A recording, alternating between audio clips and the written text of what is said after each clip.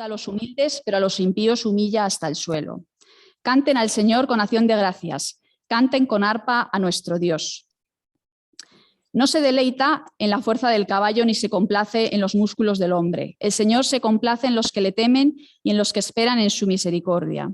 Celebra al Señor, oh Jerusalén, alaba a tu Dios, oh Sión. Y quiero terminar con un versículo del Salmo 150. Todo lo que respira, alabe al Señor. Me gustaría pedir a Charo, si puedes, por favor, poner en manos del Señor la reunión. Aleluya,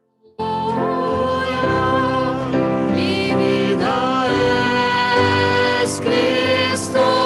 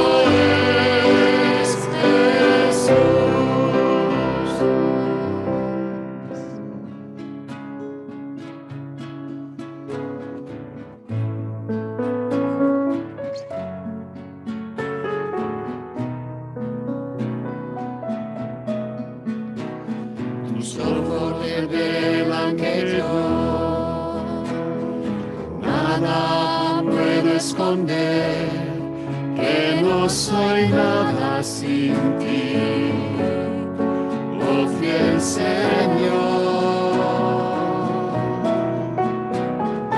Todo lo sabes de mí cuando miras de corazón, todo lo puedes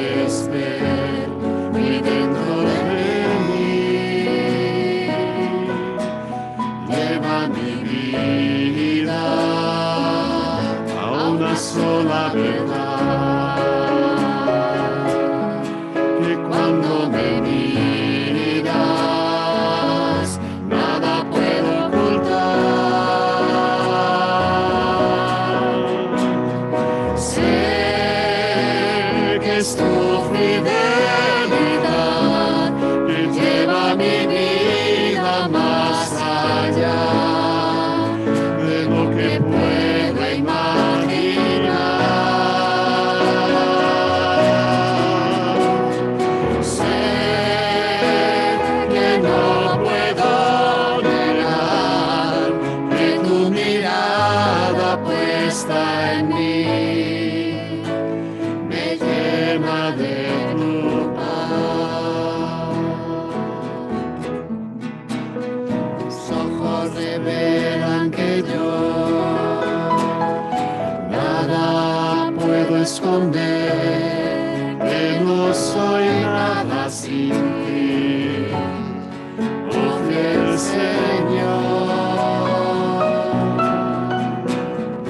Todo lo sabes de mí, cuando miras el corazón, todo lo puedes ver muy dentro de mí. Lleva mi vida a una sola verdad, que cuando me miras nada puedo ocultar. Sé que es tu fidelidad que lleva mi vida más allá de lo que puedo imaginar. Sé que no puedo negar que tu mirada puesta en mí me llena de tu paz. Sé que es tu fidelidad que lleva mi vida más allá de lo que puedo imaginar. Sé que no puedo negar que tu mirada puesta en mí me llena de tu paz. Mirada puesta en mí me llena de tu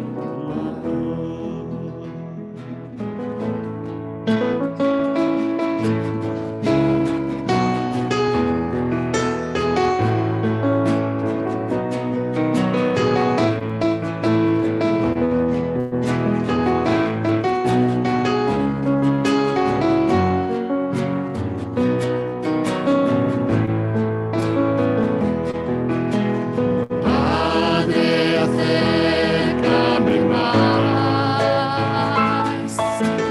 Junto a ti quiero estar.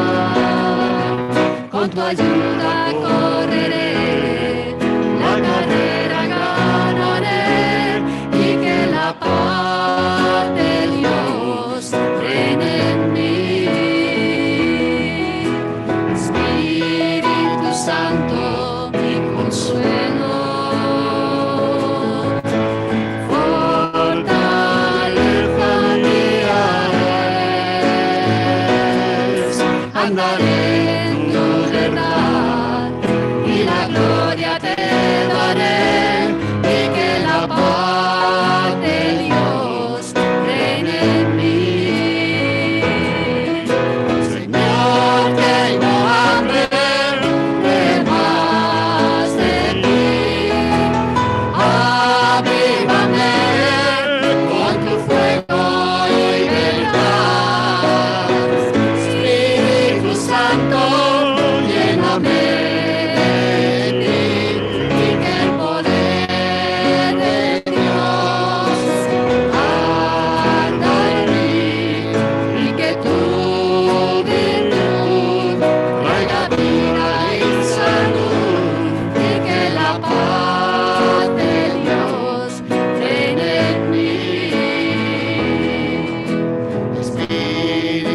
Santo, mi consuelo.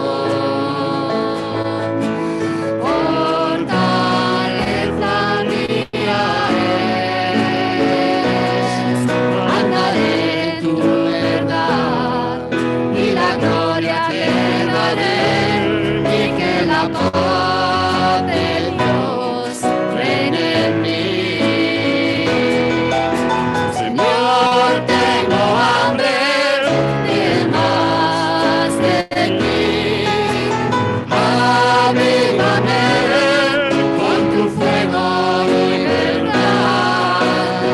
Espíritu Santo, lléname de ti, y que el poder de Dios arda en mí, y que tu virtud traiga vida y salud, y que la paz de Dios reine en mí. Señor, tengo hambre de más de ti. Avívame con tu fuego y verdad. Espíritu Santo, lléname de ti, y que el poder de Dios arda en mí, y que tu virtud traiga vida y salud, y que la paz de Dios reine en mí. La paz de Dios reine en mí.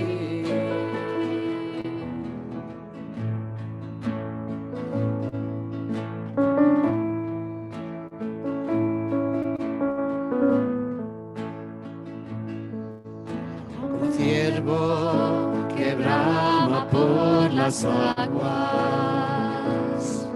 así anhela por ti, Señor, mi alma. Oh, mi alma.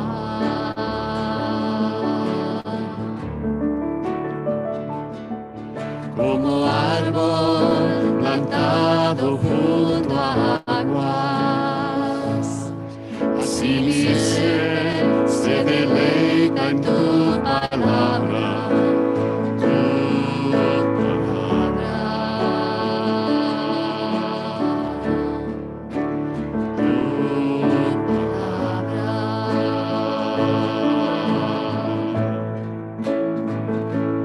Que tu espíritu dé vida a la semilla en mi interior, y tu palabra eche raíz en lo profundo de mi corazón.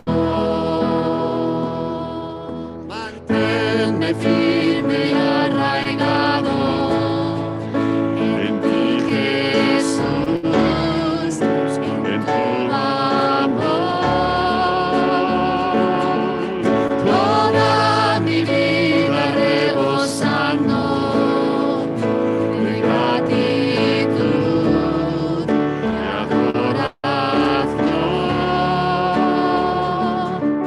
Oh Jesús, el agua viva que me sacia,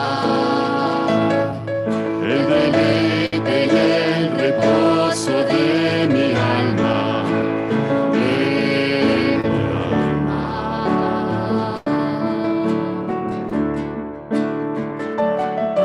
Sobre ti me plantaré todos los días, tú serás el fundamento de mi vida, de mi vida. Oh,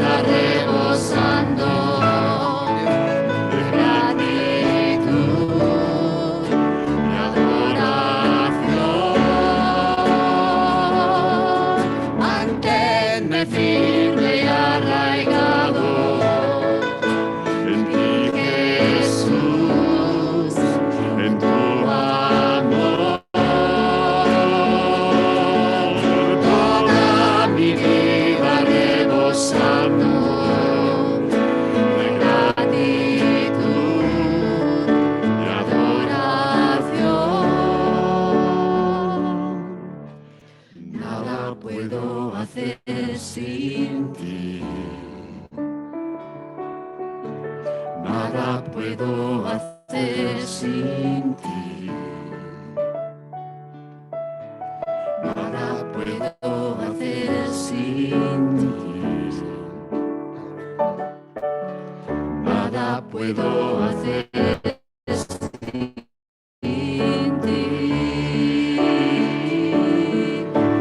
Nada puedo hacer sin ti.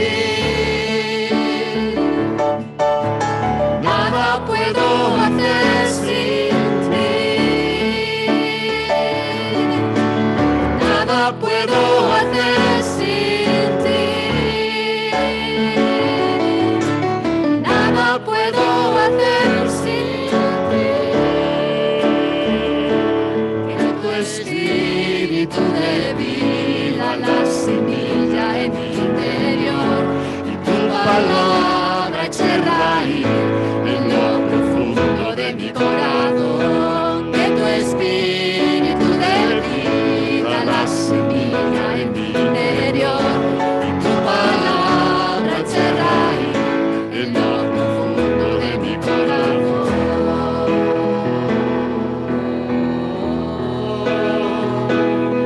Manténme firme y arraigado en ti, Jesús, en tu amor.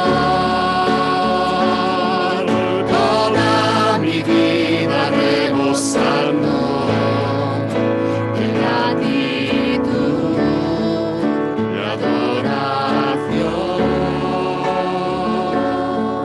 Manténme firme y arraigado en ti, Jesús, en tu amor. Toda mi vida rebosando de gratitud y adoración.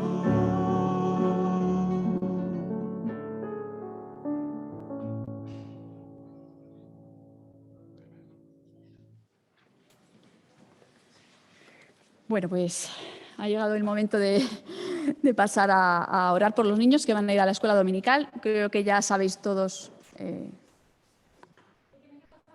Vale. Vale, pues ahora tienen que pasar por donde están los sugieres, ¿vale? Para ir a la escuela dominical. Entonces voy a pedir a Luis, por favor, ¿puedes orar por los niños?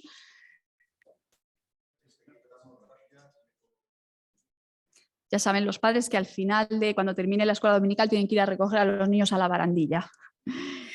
Bueno, pues vamos a dar ahora paso al tiempo libre, pero según tengo entendido no había mucho afán por participar, entonces Kingsley va a hacer un anuncio.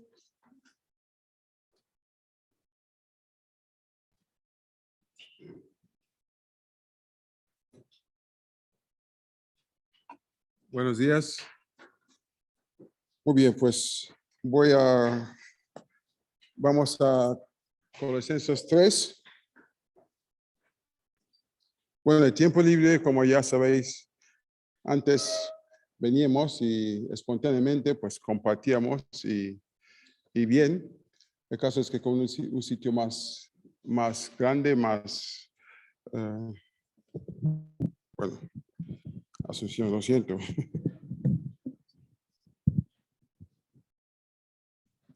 Vale. Entonces hemos decidido, bueno, que sea un poco más organizado, que tenemos que saber quién para así dar tiempo. Así que es igual que antes, si en la semana, en tu lectura, digamos, devocional, ves algo que te llama la atención y quieres compartirlo, estás invitado a hacerlo. O también en tu vida, una lucha que el Señor con su ayuda has podido superar, o alguna providencia del Señor también está ahí para compartir. Testimonio también, ¿no? Podemos compartir. ¿Por qué? Porque nosotros intentamos compartir, vivir, pero también queremos compartir la palabra, ¿no? Fundamentalmente, pero también compartimos vida. Vamos a Colosenses 3. Voy a poner mis gafas. 3:12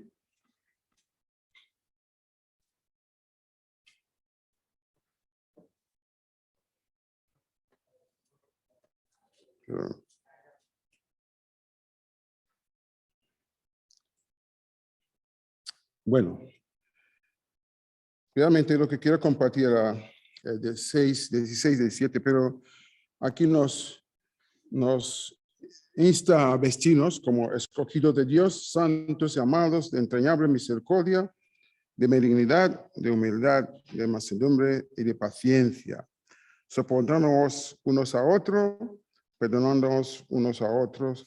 Si alguno tuviera queja contra otro, de la manera que Cristo os perdonó, así también hacedlo vosotros.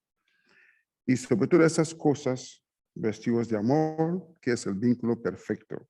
Y la paz de Dios gobierne en vuestros corazones, a la que asimismo fuisteis llamados en un solo cuerpo, y sed agradecidos. Ese es el trasfondo. Entonces, haga lo que quiera.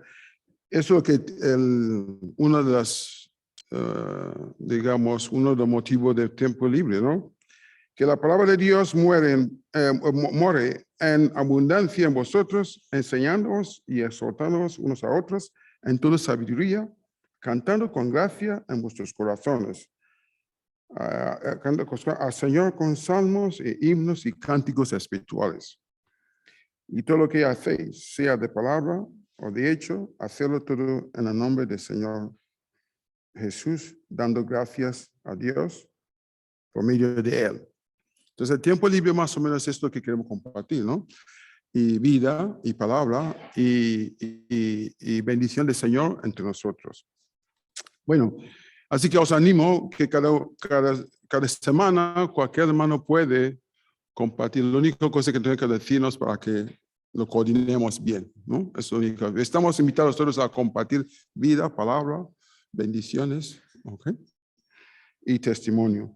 Pero hoy aprovecho esto para anunciar lo que vamos a hacer. Hoy es, después del culto, vamos a hacer 3 votaciones. Se ha anunciado, ayer se recordó, y aquí, versículo 16, 17, dice, todo lo que hacemos, sea de hecho de palabra, sea para el Señor. Así que todo lo que hacemos aquí es para el Señor. Pero también hacemos según, no solamente para el Señor, pero según su palabra.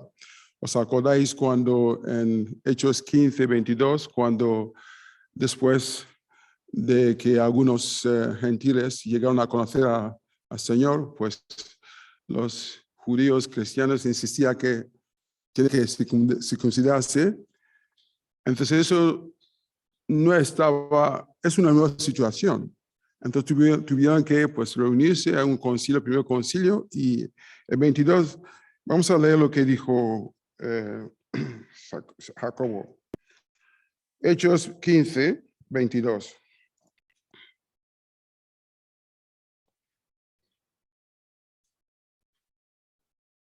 Me equivoqué.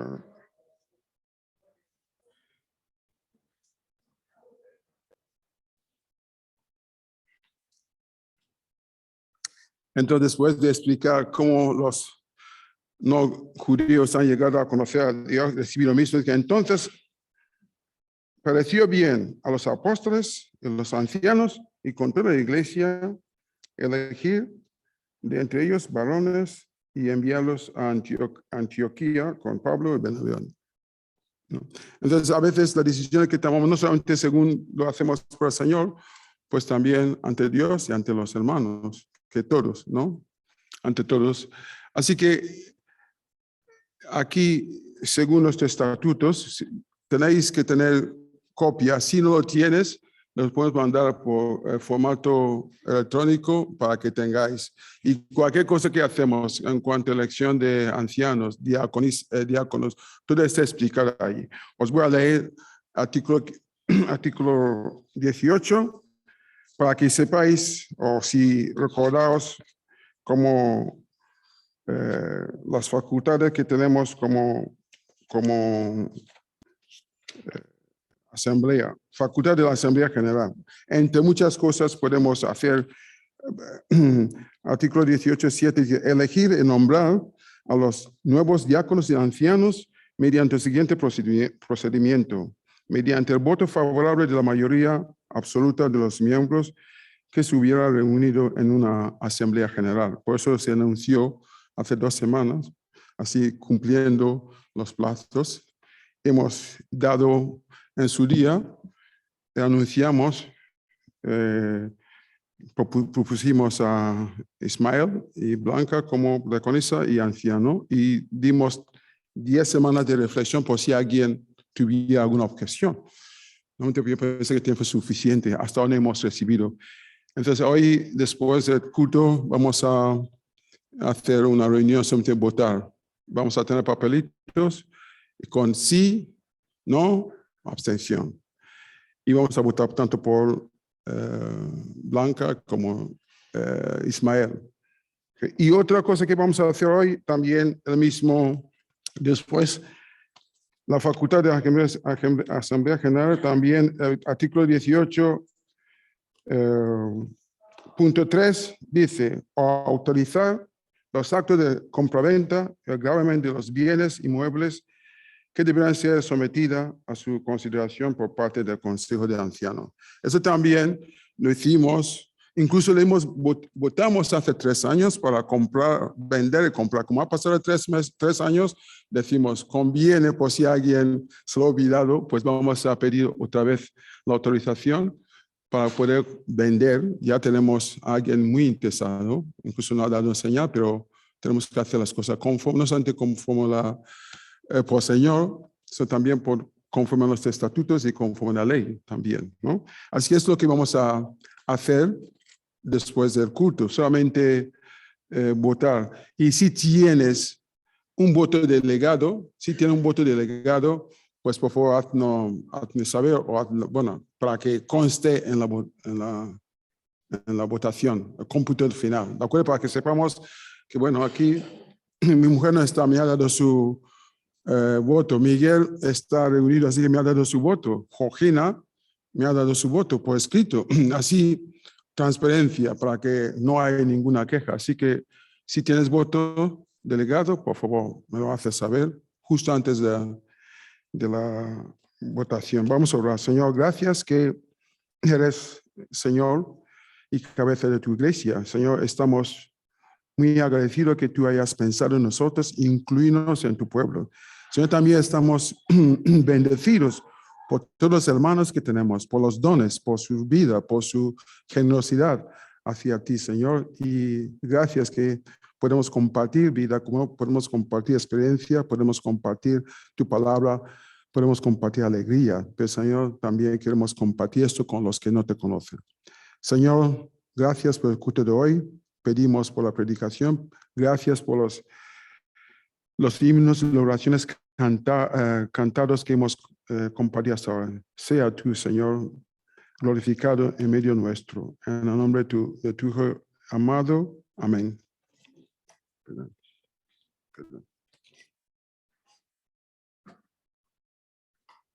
Bueno, antes me he olvidado de dar la bienvenida si había alguien que nos visitaba. No sé si hay alguien que nos visita. Entonces, la costumbre es que los que nos visitan se levantan, dicen su nombre y así luego podemos saludarles.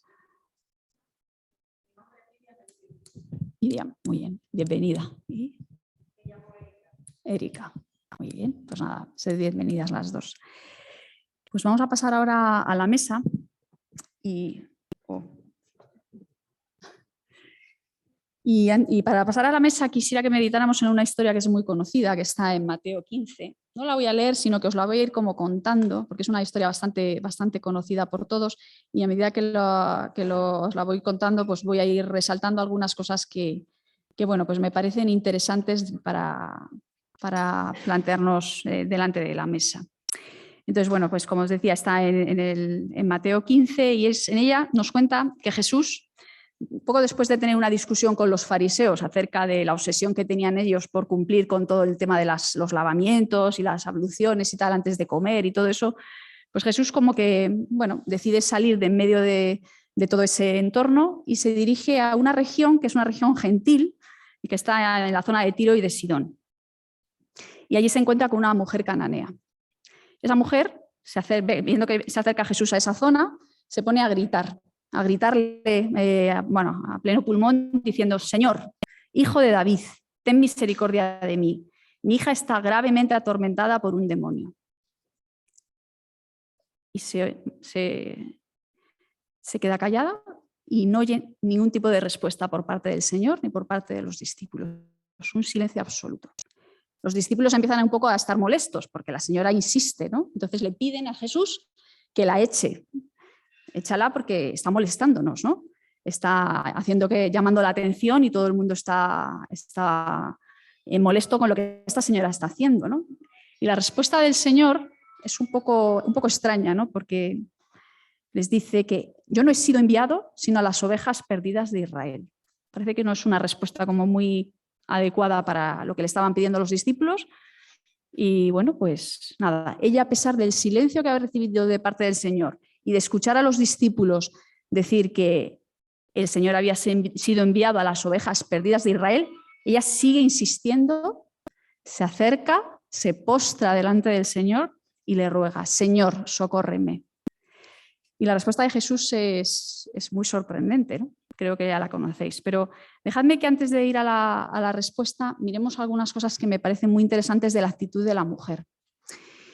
En primer lugar, fijaos cómo se aproxima a Jesús y hace una declaración que nadie hasta ese momento, ni siquiera los discípulos, habían hecho. Le dice: Jesús, hijo de David. Es muy interesante que una persona que estaba totalmente alejada de las promesas de Israel, totalmente ajena y apartada de la palabra de Dios que había sido revelada a través de los profetas durante siglos, hace una declaración de fe tan espectacular. Se declara por primera vez en toda esa región que Jesús es el Mesías, es el enviado, es el hijo de David, el que estaba siendo esperado por el pueblo de Israel durante siglos. Y por eso, y por ese reconocimiento que ella hace, se acerca a él y le pide que le libere de un tormento que estaba afectando a su hija, el tormento además del mismo demonio. No tenía a otra persona a quien ir, pero es que además no había otro mejor al que ir, porque es el único que podía vencer, ¿no?, el poder del mal. Como decíamos, los discípulos quieren que la eche y ella sigue insistiendo, se postra, se humilla, a pesar de lo que está oyendo, de que la están rechazando como que ella no pertenece al pueblo de Israel, con lo cual no tiene ningún derecho a pedir nada, y sin embargo ella sigue insistiendo, adorando al Mesías y pidiendo que le socorra. La respuesta de Jesús es un poco sorprendente porque le dice: no está bien tomar el pan de los hijos y dárselo a los perrillos. Es interesante esa expresión porque los judíos creían que ellos eran los únicos que tenían derecho de acercarse al Padre, porque ellos eran el pueblo escogido y porque eran buenos, porque además cumplían la ley, entonces eran los únicos que podían acercarse a Dios y llamaban perros a los gentiles. Pero el Señor cambia un poco el apelativo y en vez de llamar perro le llama perrillo. Perrillo en el sentido de los perritos pequeños, los cachorritos que se acercan a la mesa a pedir comida. Y ella, a pesar de, reconociendo que pertenece al grupo de los gentiles y por lo tanto no tiene derecho desde el punto de vista de su raza de acercarse a Jesús, le da una respuesta que es admirable, ¿no? Porque le dice que es cierto, Señor, que son los judíos los que tienen derecho a pedir, dice, pero aún los perrillos se acercan a la mesa y comen de lo que cae, ¿no? La mujer sabía que, aunque la acusaran de que era totalmente indigna de acercarse a la mesa, sabía que ella podía colocarse a los pies de Jesús. A ella no le importaba que la llamaran perrilla, que la dijeran que era indigna, pero lo que quería era estar con el Señor a la mesa y comer, aunque fuera de las migajas que caían de la mesa. No podía estar tampoco en mejor lugar para pedir socorro que a los pies de Jesús. Y el Señor alabó públicamente su fe. Quiero que pensemos que nosotros, igual que esa mujer, igual que todos los demás, ninguno de nosotros por naturaleza tenemos derecho a ser hijos de Dios. No lo somos. Ni los judíos ni los gentiles. No tenemos ningún derecho, porque hemos nacido bajo pecado y por el pecado estamos separados de la gloria de Dios y no tenemos acceso a Dios. Pero al igual que Jesús al final acaba invitando a la mesa a tomar de las migajas a la mujer cananea, Dios viene a nuestro encuentro y nos invita a sentarnos a su mesa. Esa es la historia de la cananea y también es la historia nuestra, porque Jesús va al encuentro de esa mujer buscándole en Tiro y en Sidón, esa región de los gentiles, igual que Jesús viene al encuentro de cada uno de nosotros para ofrecernos estar a su mesa. Jesús es el buen pastor que va a buscar a las ovejas perdidas, no solo a las ovejas perdidas de Israel, sino a las ovejas de todos los pueblos y de todas las naciones. Pero eso sí, a su mesa solo se pueden sentar los hijos. Y los hijos son aquellos que se reconocen indignos, como aquella mujer cananea reconoció que ella era indigna y que humildes como los perrillos pedimos su misericordia. Solo los que reconocen a Jesús como que realmente Él es el Mesías, el ungido, el que ha muerto en nuestro lugar, son los que se pueden sentar a la mesa del Padre. Y muchos rechazan el Evangelio porque no quieren reconocer que son indignos. Mucha gente quiere pensar que tienen capacidad para ganarse la salvación y tener así derecho a estar sentados junto a Dios, pero no es verdad. Nosotros no tenemos ese derecho, salvo que Cristo venga hacia nosotros y nos muestre nuestra situación y la reconozcamos y humildes pidamos socorro como hizo esa mujer. Jesús es el pan de vida y es el pan que dio el Padre para que nosotros, el pan que descendió del cielo para darnos vida, para liberarnos del pecado, y eso es lo que queremos recordar en la mesa del Señor, que Jesús es el pan que nos da vida, es el pastor que se acerca a sus ovejas para llamarlas por su nombre y para llevarlas a su redil. Entonces, ahora podemos estar nosotros, gracias a su muerte en la cruz, podemos sentarnos a la mesa como hijos, aunque es verdad que deberíamos estar más bien sentados a sus pies porque ahí es donde más bien somos transformados, ¿no?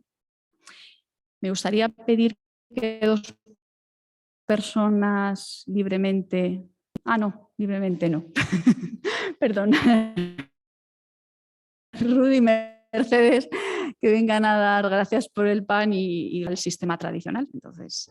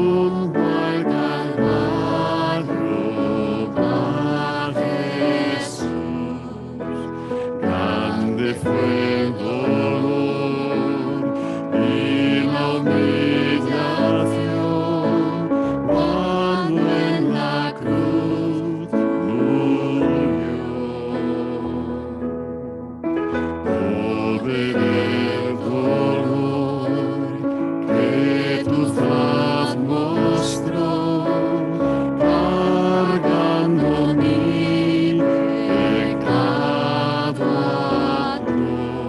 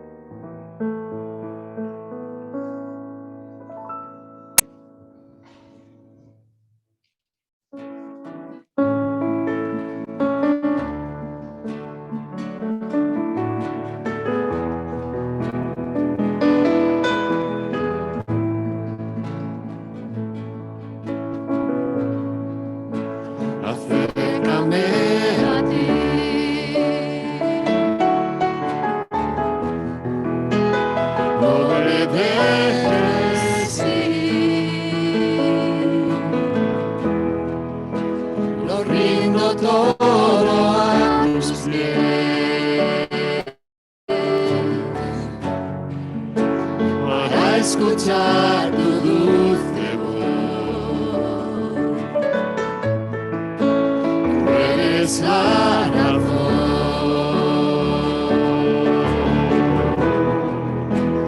por la cual vivir, pues nadie más llena mi ser.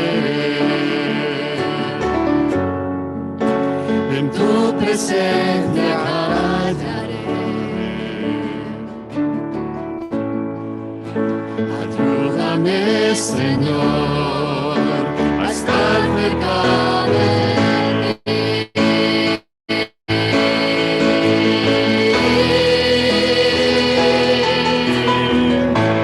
Tú eres mi Dios. Cuánto te necesito. Tú eres mi Dios. En ti esperaré.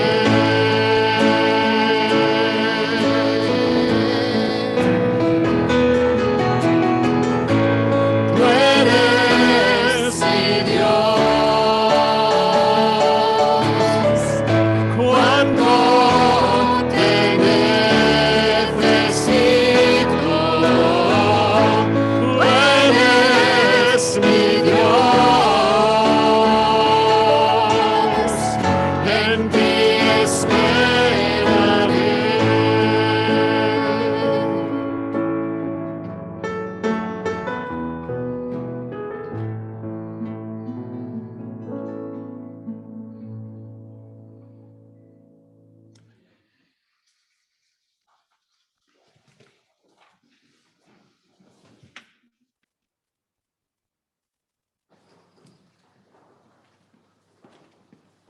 Pues ahora vamos a pasar a la predicación que está a cargo de Ismael, si quieres.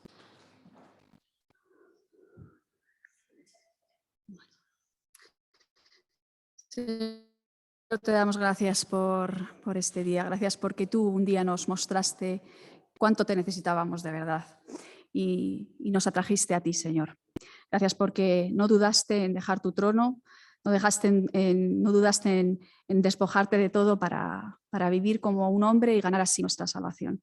Y ahora, Señor, queremos pedirte que tú pongas tu mano sobre Ismael, que le ayudes, que le des calma, que le ayudes a recordar todo lo que ha preparado durante este tiempo para que entendamos cuál es tu propósito para nuestras vidas en el texto que se va a hablar hoy, y que tú pongas en su mente y en su corazón todo aquello que nosotros necesitamos para nuestro diario vivir contigo. En tu bendito nombre, amén.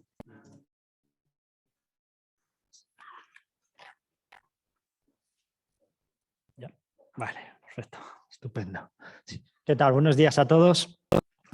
Pues vengo a hablar hoy de un tema que creo que es uno de los temas doctrinales que nos hace sentir a la vez muy seguros en cuanto a la tranquilidad que nos da el conocimiento que tenemos de este tema y que podemos afirmar rotundamente que es un tema que podemos decir como coloquialmente superado por todos nosotros y que no nos genera muchas dudas, pero a la vez es un tema que creo que igualmente nos hace sentir muy, muy inseguros, llenos de dudas y que pocos afirmaríamos tener como muy controlado en cuanto a nuestro conocimiento y seguridad de en qué consiste y qué enseña este tema doctrinal.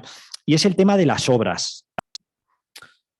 El que nos sintamos muy seguros al afrontar este tema o nos sintamos muy inseguros depende probablemente de si nos estamos refiriendo a las obras antes de nuestra salvación y a las obras tras nuestra salvación.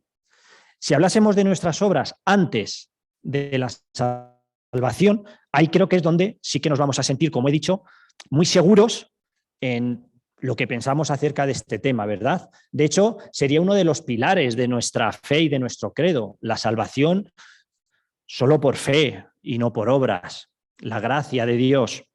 Sería un tema que casi todos, o por no decir todos los aquí presentes, podríamos defender, presentar, argumentar. Seguro que todos recordamos un versículo en el que apoyarnos para defender este. Es un tema en el que muy probablemente todos estaríamos de acuerdo y eso nos da una sensación de unidad, de fuerza, de grupo, en el que al ser un pensamiento compartido por todos, ¿no?, el papel de las obras antes de la salvación, pues también nos refuerza y nos hace sentir muy, muy seguros, ¿no? Es por eso que digo que este tema, si lo enfocamos antes de nuestra salvación, creo que es uno de los temas, bueno, más nos genera el tener que argumentarlo o el tener que presentarlo, ¿no? No obstante, aunque es un tema que tenemos bastante claro, y además la semana pasada Matt, en la presentación que hizo, en la predicación, pues era el texto que tocaba en Efesios, un texto muy, muy enfocado a mostrar que la salvación no es por obras, pues no haría falta decir mucho más. No obstante, también así para introducir y enlazar con lo que vimos la semana pasada, quisiera que, aunque es un tema bastante claro para todos nosotros, pudiésemos muy rápido simplemente ver algunos puntos que siempre nos van a seguir enseñando algo nuevo.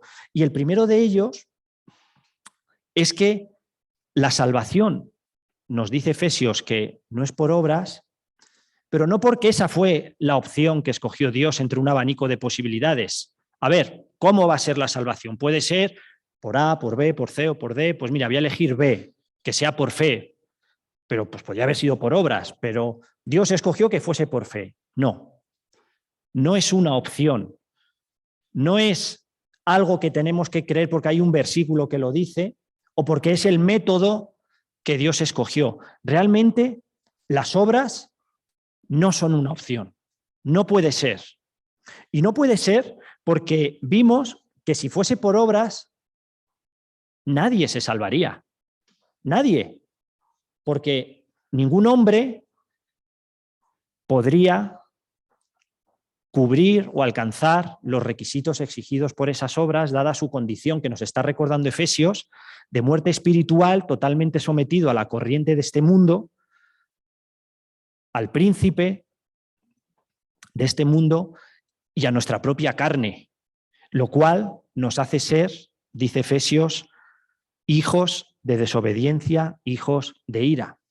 Por lo tanto, realmente las obras no es que no es por obras porque Dios no lo ha escogido ese sistema y ha escogido otro.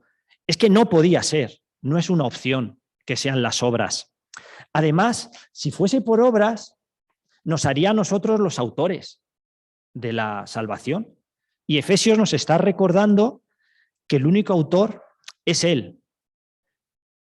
Por tanto, si Dios hubiese escogido que fuese por obras, dejaría de ser Él el autor, seríamos nosotros. Fíjate si es autor, que hasta incluso vimos que la propia fe es algo de lo que Él se ha encargado y algo que ha sido provisto por Él.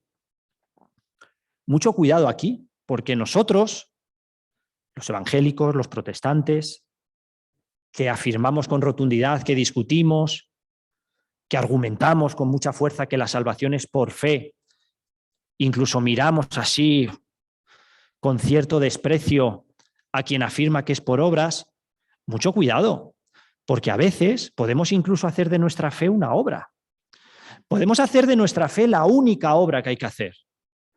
Por lo tanto, mucho cuidado con afirmar que la salvación no es por muchas obras, sino solo por una obra, que es el acto, el hecho, la toma de decisión, lo cual todos son verbos que nos muestran acción, actividad, que el único que tenemos que hacer es la fe. Mucho cuidado con hacer de la fe una obra. Por lo tanto, no puede ser las obras una opción, nadie lo conseguiría. Quitaría completamente a Dios, lo que también se nos ha recordado en Efesios, que es el propósito de nuestra salvación, que no está centrado en nosotros, que el plan de la salvación no es para nosotros, que es para Él, para mostrar en los siglos venideros las abundantes riquezas de su gracia, de tal modo que ninguno pueda gloriarse, que ninguno pueda sentir que ha añadido algo, que ha aportado algo a esa salvación y por lo tanto merece un poquito, un trocito de esa gloria. Sí, poquita al lado de todo lo que ha hecho Dios, pero un granito es mío. Bueno, pues Efesios nos recuerda que la gloria es toda para Él, por lo tanto no puede ser por obras. Y es por eso entonces que si hablásemos de las obras antes de nuestra salvación, creo que, aun con estos matices que ojalá y nos hagan llevarnos hoy a casa algo de inquietud en lo que pensar, algo que confrontemos, porque verdaderamente lo que he dicho creo que nos tiene que hacer sentir cierta inquietud ante nuestra seguridad y ante nuestra afirmación tan rotunda de que sí, la salvación no es por obras, lo tenemos claro. Bueno, pues ojalá y haya despertado algo de interés en profundizar también en esa afirmación. Y permitidme además otra frase que os puede generar algo de inquietud, y es que la salvación no es por obras, pero sí que las obras cumplen una función en la salvación por todo lo que acabamos de ver. Tienen un papel trascendente en nuestra salvación. Y es que como es imposible que nos salvemos por obras, porque nosotros mismos nos damos cuenta de que no podemos alcanzar, ¿no?, ese estándar solicitado, como se nos ha dicho en Efesios, ese estado de hijos de la ira y de la desobediencia, es cuando nos damos cuenta de que es imposible por obras que buscamos a un Salvador. Cuando te das cuenta de que no puedes, preguntas, ¿y entonces cómo? ¿Y entonces quién? Si yo no puedo, ¿entonces quién? Por lo tanto, sí que las obras tienen un papel muy importante para nuestra salvación, puesto que son, en cierta manera, lo que nos va a permitir darnos cuenta de nuestra incapacidad de salvación propia. Y eso nos va a hacer girarnos a la búsqueda de un Salvador. Un Salvador que obra por gracia, sin tener obligación, como hemos leído, que es además autor de absolutamente todo y que, por lo tanto, toda la gloria va a ser para Él. Hay un texto que ejemplifica y que muestra esto muy bien, que es Gálatas 3:24, en el que se nos dice que la ley, entendiendo la ley en sus diferentes aspectos, civil, moral y ceremonial, pero quizás si nos fijamos en el moral, qué mejores obras que las de la ley, ¿no? Qué mejor estándar que la propia ley de Dios. Así que la ley vino a ser nuestro guía encargado de conducirnos a Cristo, para que fuéramos justificados por la fe, ¿no? La ley, las obras de la ley han sido un guía que nos ha llevado de la mano hasta Cristo. Bueno, entonces, las obras antes, tema controlado, ¿verdad? O, bueno, nos llevamos algo para seguir pensando en casa, ¿verdad? Pero ¿y las de después de ser salvos? Lo que he dicho hasta ahora era en el contexto de lo que teníamos controlado y era sencillo, ¿no? Y podemos afirmar que nos sentíamos muy cómodos. Esta es la parte en la que no nos sentimos tan cómodos. ¿Por qué? Porque ¿qué pasa con las obras después de nuestro paso de fe, de nuestra salvación? Aquí hay ya, seguramente, donde antes había uniformidad y un único pensamiento, aquí ya hay multitud de opiniones, muchísimas dudas. Bueno, pues las obras son recomendadas, son en cierta manera opcionales, ¿no? ¿O no? No. Las obras, sí, hasta el momento de la fe no eran una carga que llevar, sino que poner a los pies de la cruz. Desde el momento en el que conoces a Cristo, ahora sí tienes que dar el estándar. Por supuesto que las obras, dirían otros, son exigidas, obligatorias y necesarias para cualquier cristiano. Es más, hasta podrías perder tu salvación si no cubres el estándar a partir de ahora. Otros dirían, no pueden tener ese papel las obras, eso contradice completamente toda la obra de Cristo. Todo lo que se nos pide hacer es una especie de motivación para obtener premios especiales de reconocimiento en el cielo, que el que lo haga pues los tendrá y el que no los tendrá. Pues bueno, todos los que hemos tenido fe somos hijos, pues hay hijos mejores e hijos peores, ¿no? Hijos a los que el padre pues se deleita más en ellos por su buen comportamiento y otros en los que no, pero no dejas de ser hijo, dirían otros. ¿Y qué sucede con los que han afirmado creer en Cristo y han abandonado la Iglesia? No, pues no pasa nada. Si tú has creído, la Biblia dice que eres salvo. Y otros dirán, no, las obras son fundamentales después de nuestra fe, hasta el punto de que si no las manifiestas, es que no eres salvo. Entonces, todo esto que he lanzado son como diferentes ideas para que nos demos cuenta de que efectivamente en esta parte de las obras, a partir de la salvación, tenemos verdaderos problemas para tener una idea clara de qué realmente debemos creer. Y aquí ya sí que no encontramos una idea conjunta, ¿no? Como iglesia en la que todos están muy de acuerdo. Aquí sí que no somos capaces de salir a defender una postura, puesto que ni siquiera los que nos estarían escuchando aquí dentro estarían probablemente de acuerdo con nosotros. Entonces, aquí sí que ya entramos en un tema de mucha más confusión y dificultad. El apóstol Pablo, estamos estudiando Efesios, ha comenzado desde el primer capítulo a hablarnos de todo el proceso de salvación. Ha ido mostrando desde lo eterno cómo ha iniciado todo este proceso y ha ido acercándose al momento de la fe que vimos la semana pasada, afirmando, ¿no?, que somos salvos por gracia, por medio de la fe, no por obras. Pero no termina ahí, porque nuestra vida no termina con la fe, continúa. Y es por eso que cierra el tema con un último versículo que tenemos hoy, en el que como continuación de lo que ha ido mostrando de este proceso de salvación, nos dice, porque somos hechura suya, creados en Cristo Jesús para buenas obras, las cuales Dios preparó de antemano para que anduviésemos en ellas. Casi como enlazando con lo anterior, comienza el apóstol diciéndonos que somos hechura suya. Y aunque es parte de este texto y evidentemente enlaza con este versículo, pareciera también como que conecta con el anterior para recordarnos cómo vas a ser salvo por obras, por actos, por hacer algo, cuando tú eres una obra, un acto, una creación de Él. Esto valdría para cualquier hombre. Tú quieres impresionar a Dios por algo que tú vas a hacer para Él, pero si Él te ha hecho a ti, si Él es tu creador, ¿cómo va a impresionar la criatura al creador? Somos hechura suya. ¿Qué queremos hacer nosotros para Él? Pero es que además, si eso tendría aplicación para cualquier hombre, lo enlaza específicamente para aquellos que han creído, porque nos dice que no solo somos hechura suya, sino que además somos un tipo de hechura que ha sido creada en Cristo Jesús para buenas obras. Este ser creados en Cristo Jesús sería equivalente a decir salvados en Cristo Jesús.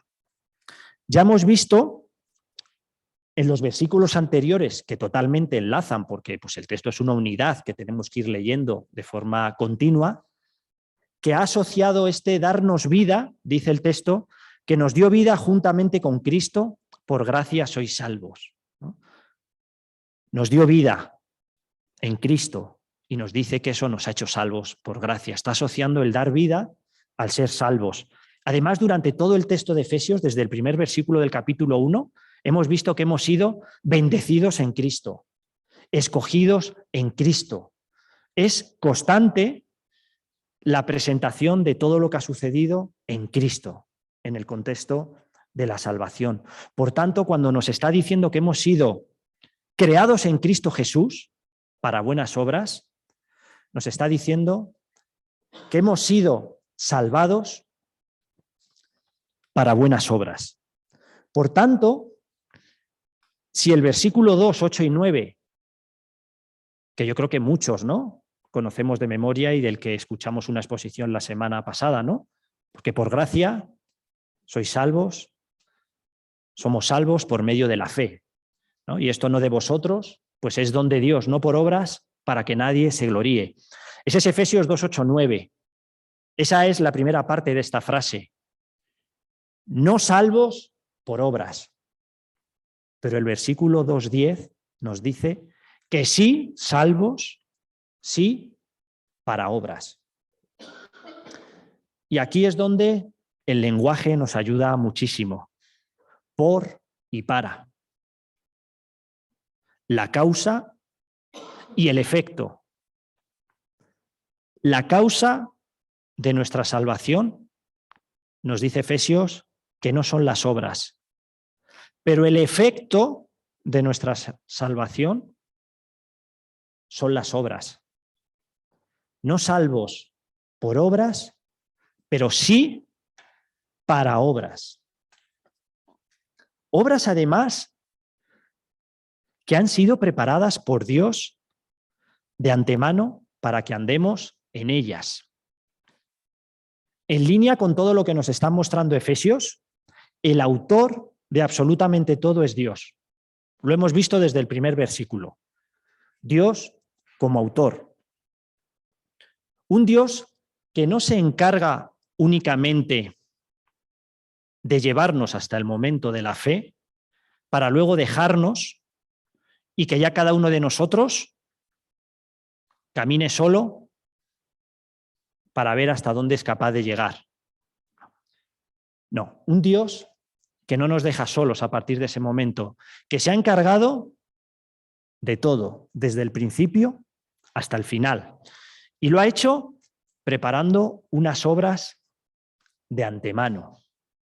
Esto es algo que se nos ha dicho también en Efesios, antes de la fundación del mundo, en la eternidad, preparado de antemano, y ahora se nos dice unas obras preparadas de antemano para que anduviésemos en ellas. Esto nos muestra además muchísima seguridad. Muchísima seguridad. ¿De quién depende mi caminar? De aquel que me encontró, de aquel que me llamó. Él se va a encargar también de ahí en adelante de mí y no me va a dejar solo. También lo tiene preparado. No tenía solo preparado el día que iba a salir a tu encuentro. Tiene preparado cada día contigo. Esto además nos va a hacer darle la gloria a Él. Porque la gloria que el proceso de salvación tiene para Dios no es una gloria que termina el día que creemos, porque hasta ese día Él se ha encargado de todo. Y entonces desde ese día de la fe ya entonces entramos nosotros en acción. Y lo que sucede de ahí en adelante ya es mérito nuestro, puestos que son nuestras obras. No. Lo que sucede desde ese día en adelante también es mérito de Él y es gloria para Él. Porque todo eso es algo de lo que se ha encargado también Él. Pero cuidado, lo estamos viendo en Efesios. Y aquí entramos en lo que hemos visto desde el principio con todo el tema de la salvación, escogidos desde la eternidad. Tenemos que creer. Obras preparadas de antemano para que andemos en ellas. No dice unas obras para que os sentéis ahí en vuestro sitio y las veáis pasar delante de vosotros. Para que estéis ahí quietos viendo cómo todo sucede a vuestro alrededor de manera maravillosa. Para que sean unas obras que se van activando sin que vosotros hagáis nada. Nos dice que son unas obras para que andemos en ellas. Y volvemos a las maravillosas paradojas que vemos en Efesios, que no son contradicciones, porque una paradoja no es una contradicción. Vemos la maravillosa paradoja de unas obras ya preparadas y por las que tenemos que andar. Por lo tanto, vamos a complicarlo un poco, no somos salvos por obras, sí para obras.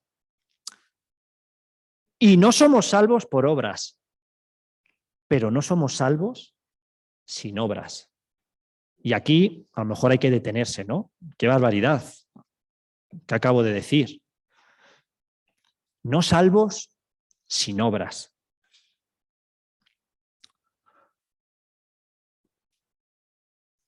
¿Podemos ser salvos sin obras? ¿Podemos verdaderamente afirmar que hemos recibido el don de la fe, que hemos creído? ¿Podemos realmente apoyar tantísima nuestra esperanza en nuestra fe y dejar a un lado las obras? Estas obras preparadas de antemano para que caminemos en ellas.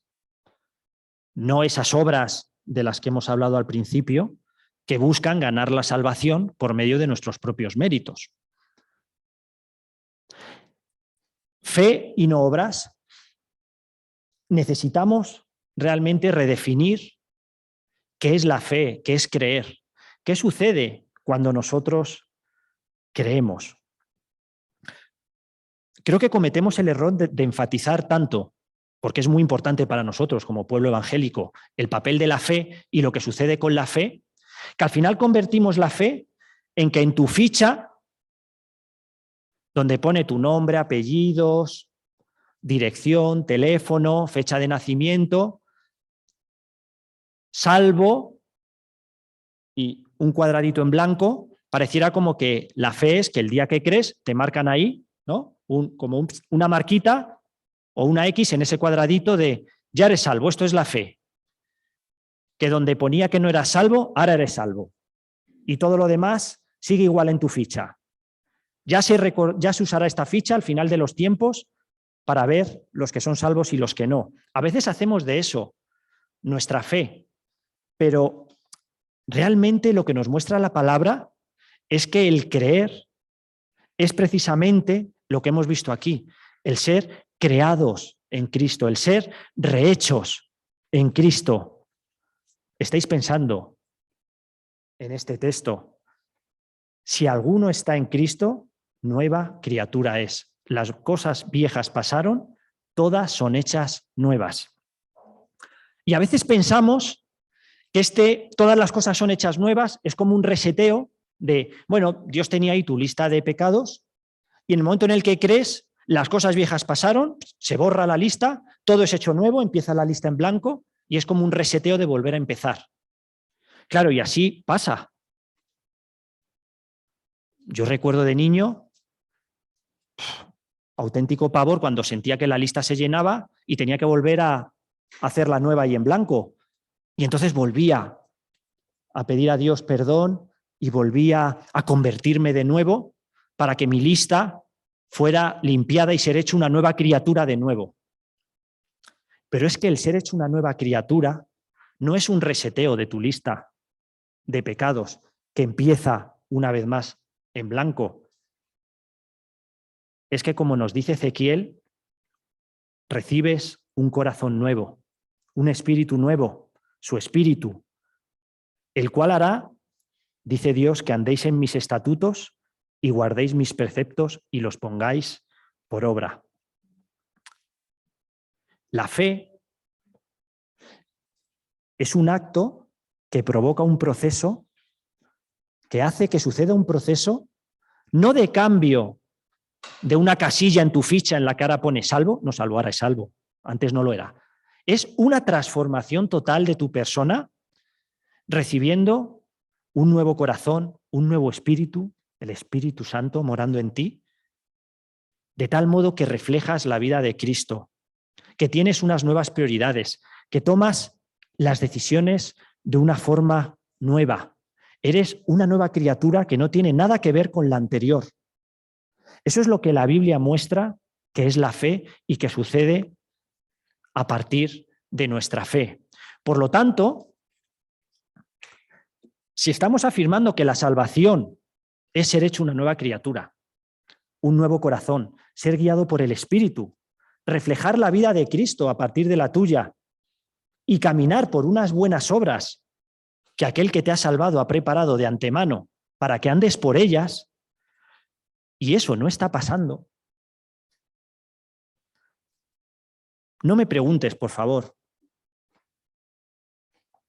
¿cómo puedo yo saber si eso está pasando o no en la vida de alguien? ¿Cómo puedo yo decirte cuándo sabes si está pasando, si no está pasando, si las obras se están dando o no, si verdaderamente se ha producido ese cambio? Yo dejo ahí los puntos suspensivos, pero efectivamente creo que si eso no está pasando, quizás algo del proceso ha fallado o algo no está sucediendo. Porque el proceso que nos muestra la palabra es lo que acabamos de ver, que somos hechos nueva criatura, que nuestro corazón es cambiado, que tenemos un nuevo espíritu y que hemos sido hechos salvos para unas buenas obras por las que tenemos que caminar y que han sido preparadas. No podemos dejar de recordar a Santiago, con la fe sin obras es muerta. No podemos dejar de recordar Primera de Juan, en el que conocerán que me aman si guardan mis mandamientos.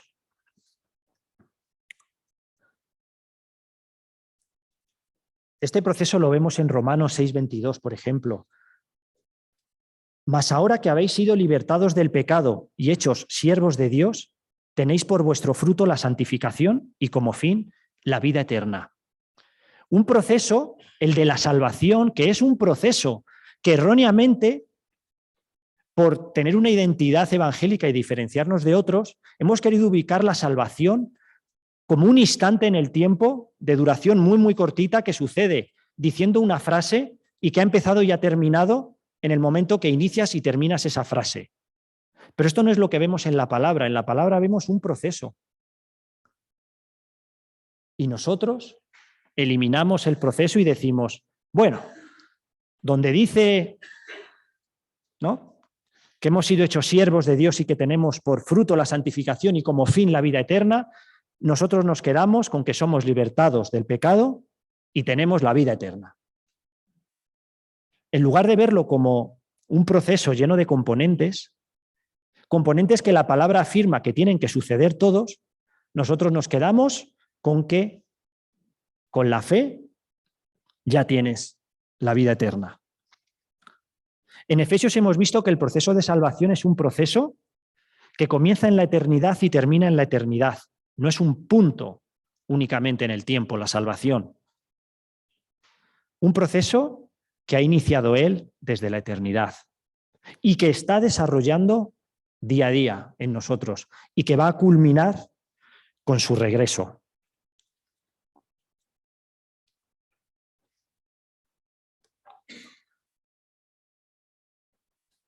Oye, y si al final el propósito de todo es que se produzca un proceso de santificación, se produzca el caminar por unas buenas obras, bueno, pues ¿realmente es tan importante entonces tener fe?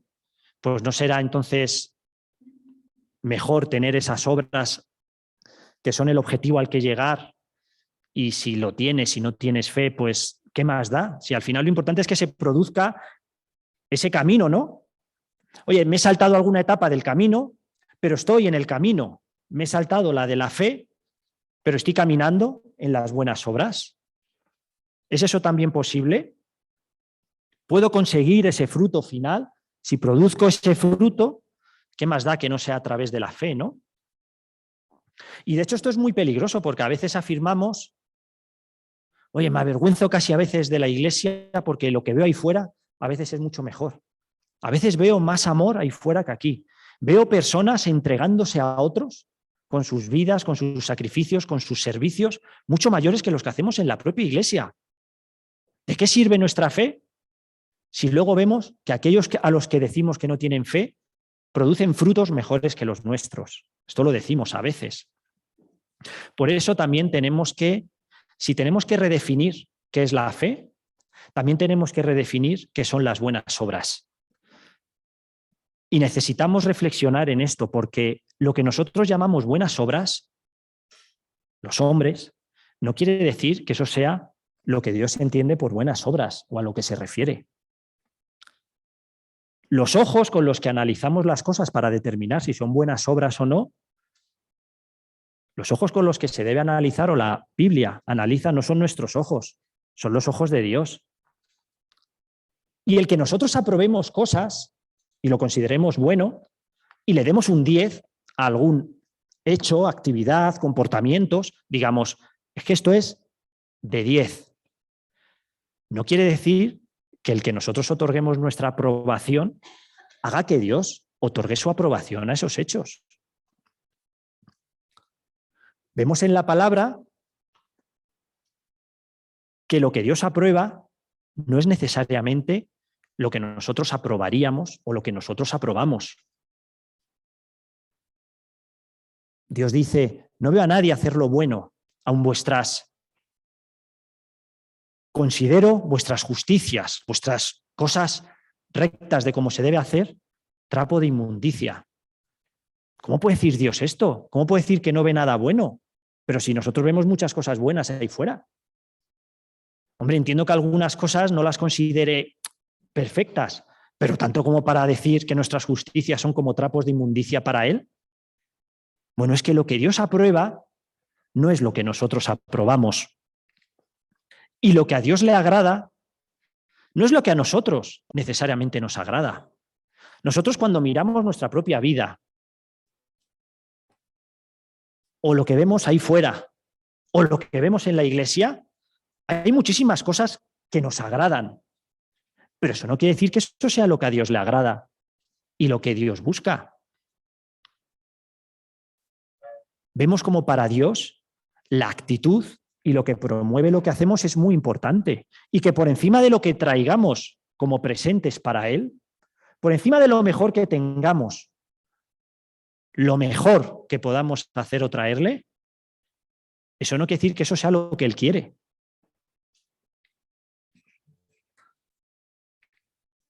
Lo que a Dios le agrada no son solo palabras.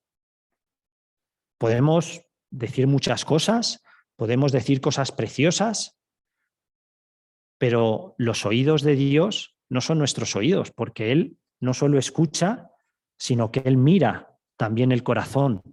Y Él distingue mucho las cosas que hacemos porque son nuestras justicias, mandamientos de hombres y lo que el propio hombre considera bueno. Lo que Dios aprueba no es lo que nos hace ser aprobados por los hombres. Guardaros de hacer vuestra justicia delante de los hombres para ser visto por ellos. Guardaros de hacer aquello que os lleva a la aprobación de los hombres, porque no quiere decir que yo lo apruebe. ¿Es necesariamente malo? No estamos diciendo eso. No estamos diciendo que sea malo. ¿Cómo va a ser malo que un hombre ayude a un necesitado? No estamos diciendo que eso sea malo o que eso vaya en contra de la ley de Dios. Lo que no estamos diciendo es que lo que para nosotros sería aprobado al ver a alguien ayudar a otro, no quiere decir que para Dios ese acto esté siendo de aprobación.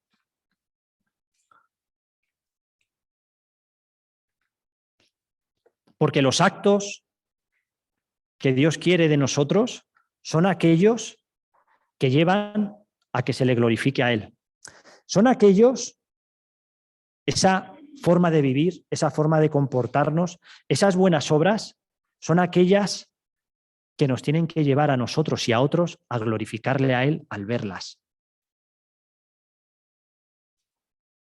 ¿Es malo ayudar a otra persona? No. ¿Va en contra de la ley de Dios? No. ¿Es algo que a Dios le agrada cuando lo haces? Depende. Depende. Porque lo que a Dios le agrada es aquello que hace que se le glorifique a Él. Y lo que Dios aprueba como bueno es aquello en lo que Él es glorificado y no nosotros.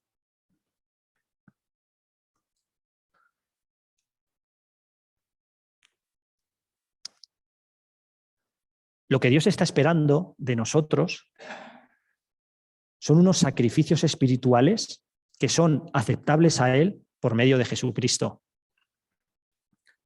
Está esperando unos frutos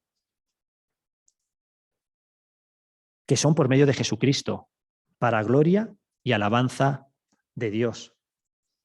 Por lo tanto, aquí no estamos hablando de las cosas que son buenas o malas.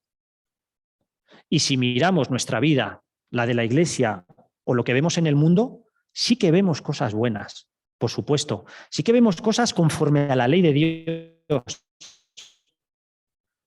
Pero difícilmente veremos cosas que sean aprobadas y aceptables por Dios. Para nosotros pueden ser aprobadas, pueden ser aceptables, pueden ser suficientes, pueden ser ejemplares, pueden ser dignas de ser imitadas.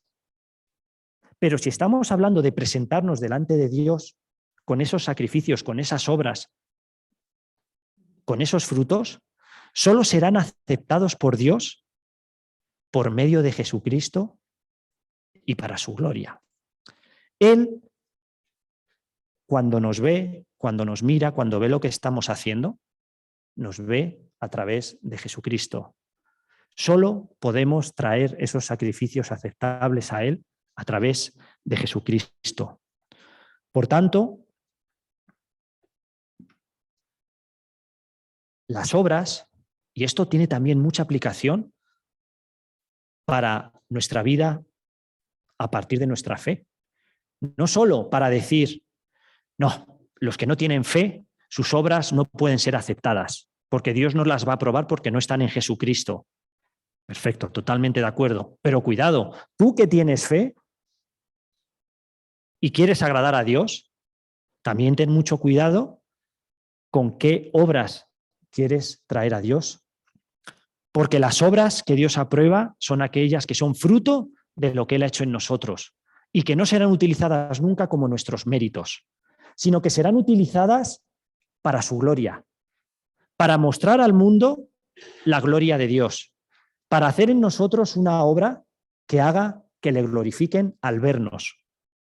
Las obras que son aceptables para Él no son las obras necesariamente que serían aceptables por los hombres o aprobadas por los hombres. Las que son aceptadas por Él son aquellas que son por medio de Jesucristo. Hoy, en algunos lugares del mundo, y aquí en España la semana pasada, se celebra hoy y se celebró aquí la semana pasada el Día de los Collares de Macarrones. Sí, ¿no conocéis este día? Sí que lo conocéis. Es que para mí el Día de los Collares de Macarrones es la forma más increíble de representar el Día de la Madre.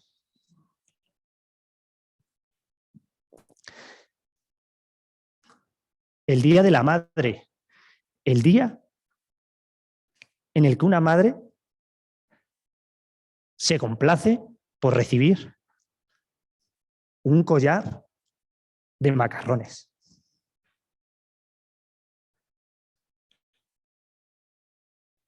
El día que no está esperando un collar de oro, de diamantes.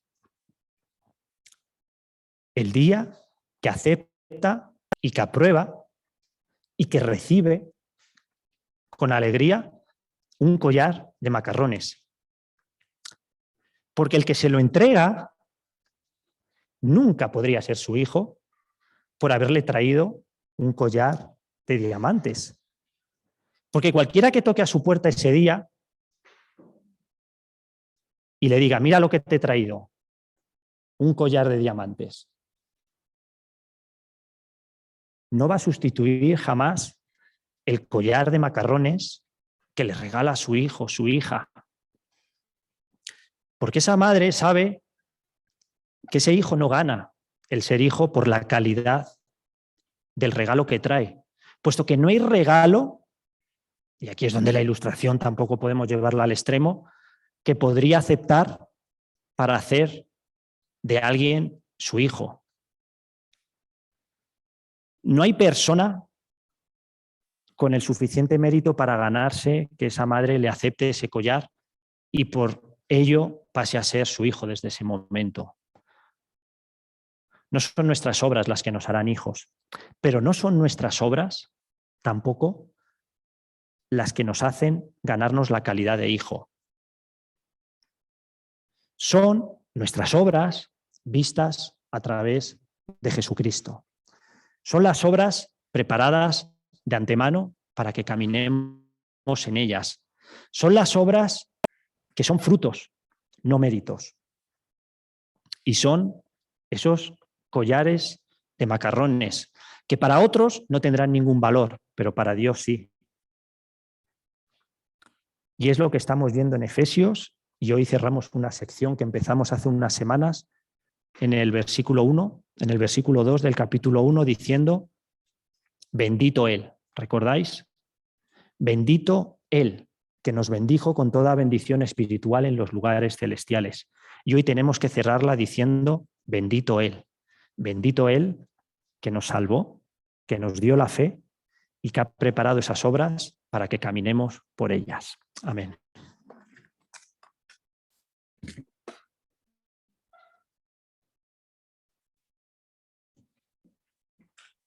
Muchas gracias, Ismael. Pues vamos a pasar ahora a los anuncios, Blanca.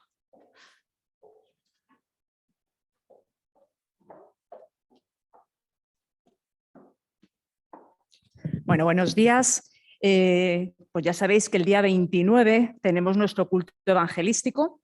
Va a proyectar ahora la publicidad que ya se ha diseñado y que pues hoy o mañana recibiréis en vuestro correo, en vuestro WhatsApp, para que podáis invitar a aquellos que queráis, familiares, amigos, que puedan conocer del Señor. Bueno, se ve un poco malo, recuerdo el domingo 29 de mayo a las 11:30 aquí en el hotel. Y después de este culto, será un poquito más corto de lo habitual y vamos a compartir aquí mismo en el hotel pues un refresco, un pequeño pisco labis con aquellos que vengan. Y me ha pedido Áraba que por favor pida algún voluntario para que se encargue de ayudar con el reparto de los refrescos, que haga un poco de camarero, entre comillas, ese día.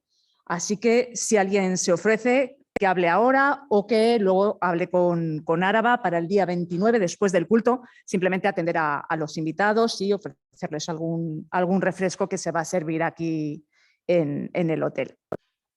Y otra cosa, bueno, tenemos ahora, como ha dicho Kingsley, la votación de nuevo anciano, nueva diaconisa y la venta del local. Los que nos visitáis y no sois miembros, estáis invitados a quedaros si lo deseáis. Lógicamente no podéis votar y todos los que somos miembros pues estamos llamados a las urnas, como se suele decir. Y también deciros, esto queda un poco feo anunciarlo antes de la votación, pero si Dios quiere, Dios mediante, el día 22, de aquí en 2 semanas, se celebrará el culto de encomendación, tanto de Ismael como mío, Dios mediante, pues el día 22, así que apuntaros también esa fecha en el calendario, el culto de encomendación aquí en el hotel. Y nada más, ahora ya cuando Gemma despida el culto, pues nos quedamos y comenzamos con las votaciones.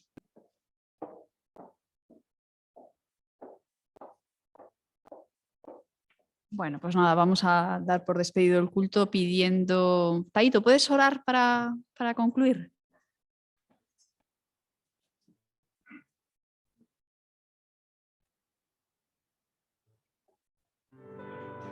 Que su vida no